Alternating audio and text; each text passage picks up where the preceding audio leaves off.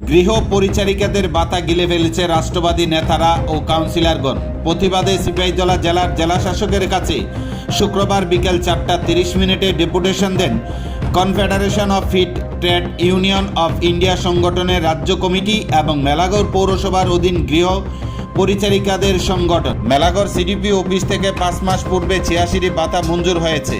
এই 86টি বাতার মধ্যে অধিকাংশ বাতা গিলে ফেলেছে রাষ্ট্রবাদী নেতা এবং মেলাগড় পৌরসভার কাউন্সিলরগণ।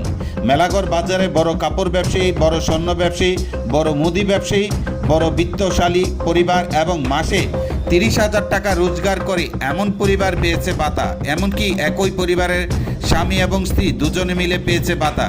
এমনকি মেলাগড় পৌরসভার ভাইস চেয়ারম্যান গুরুপদ রায় ও নিজেও বাতা মঞ্জুর করে নিয়েছেন, কিন্তু পরবর্তীকালে আন্দোলনের চাপে পড়ে উনি বাতা সিলিন্ডার করে দেন। মেলাগড় পৌরসভায় চলছে বহুদিন ধরে দুর্নীতি। রাজ্যের মুখ্যমন্ত্রী প্রফেসর ডক্টর মানিক সাহা যেই জায়গায় স্বচ্ছ প্রশাসন উপহার দিতে চেয়েছেন, সেই জায়গায় মেলাগড় পৌরসভা সম্পূর্ণ বিপরীত। মেলাগড় পৌরসভার কাউন্সিলরগণ দুর্নীতিতে নিমজ্জিত হয়ে রয়েছেন। গৃহ পরিচারিকাদের বাতা পর্যন্ত গিলে ফেলেছেন তারা। মেলাগড় পৌরসভার অধীনে সবচেয়ে গৃহ পরিচারিকা 9 জন বাতা থেকে বঞ্চিত।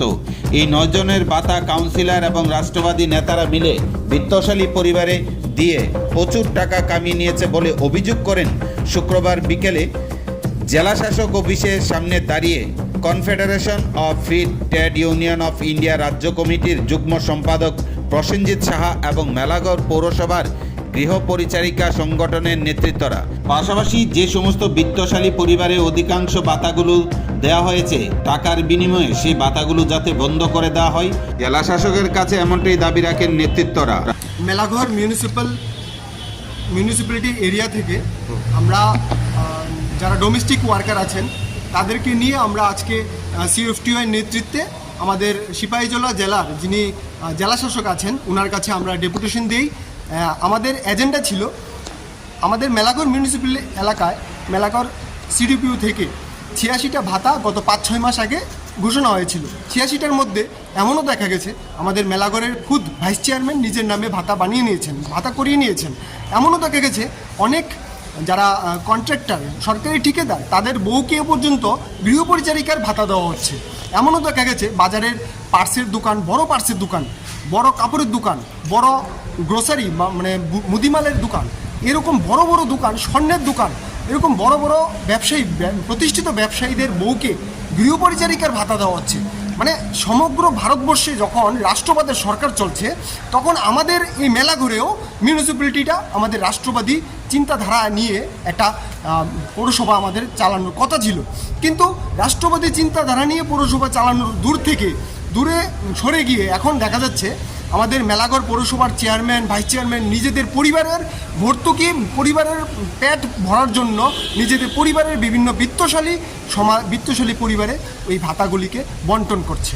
আমরা মেলাঘর পৌরসভা এলাকাধীন আমাদের সিএফটিআর মানে শাখা সংগঠন মেলাঘর ডোমেস্টিক ওয়ার্কার ইউনিয়ন, এই ইউনিয়নের পক্ষ থেকে আমাদের জেলা শাসকের কাছে আজকের দিনে আমরা একটা ডেপুটেশন দিই যে এই 86টা ভাতার মধ্যে এমনও ভাতা দেখা গেছে যেগুলি সম্পূর্ণই অবৈধ। যাদের পরিবারে 20 থেকে 25,000 30,000 টাকা মাসে ইনকাম আসে, তাদেরকেও ভাতা দেওয়া হচ্ছে 2,000 টাকা।